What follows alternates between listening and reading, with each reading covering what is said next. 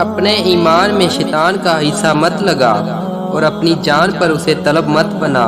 اگر کلام کا موقع نہ ہو تو زبان سے مت بول۔ جو شخص اللہ تعالیٰ پر ایمان لاتا ہے تو وہ اس کی حفاظت اور پناہ میں آ جاتا ہے، اور جو اس پر بھروسہ رکھتا ہے وہ اپنے سب کام اس کے سپرد کر دیتا ہے۔ بہت سے عابد ایسے ہیں جن کے دین اور ایمان کا کوئی ٹھکانہ نہیں۔ اخلاص ایمان کو لازم پکڑو کہ یہ جنت کا راستہ اور دوزخ سے بچنے کا ذریعہ ہے۔ جو اللہ تعالیٰ پر ایمان لاتا ہے وہ اس کے عذاب سے مامون ہو جاتا ہے۔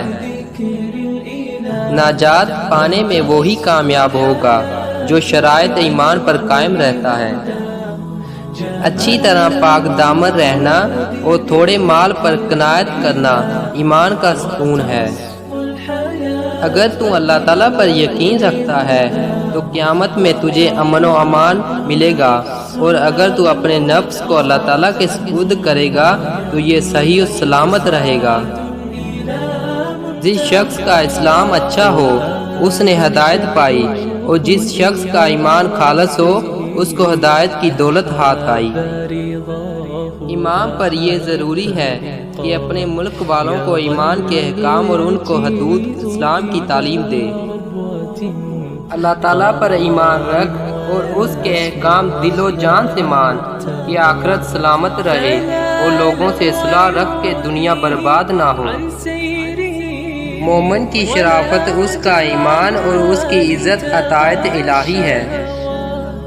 ایمان سے نیک کاموں کا پتہ چلتا ہے۔ سب سے برا ایمان وہ ہے جس میں شک کی مداخلت ہو۔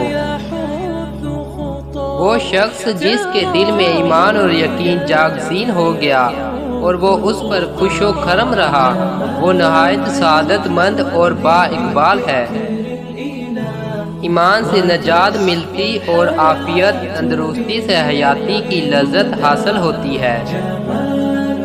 اپنے نفس سے حیا کرنا ایمان کا ثمرہ ہے۔ آدمی کا ایمان احکام شریعت کے تسلیم کرنے اور اطاعت کے پابند رہنے سے معلوم ہوتا ہے، اور آدمی کی عقل عفت اور قناعت کے ساتھ آراستہ ہونے سے معلوم ہوتی ہے۔ جو اللہ تعالیٰ کو واحد اور ایک جانتا ہے وہ اسے مخلوق سے تشبیہ نہیں دیتا۔ جب تک مومن خوشحالی کو فتنہ اور بلا کو نعمت نہ خیال کرے تب تک اس کا ایمان کامل نہیں ہوتا۔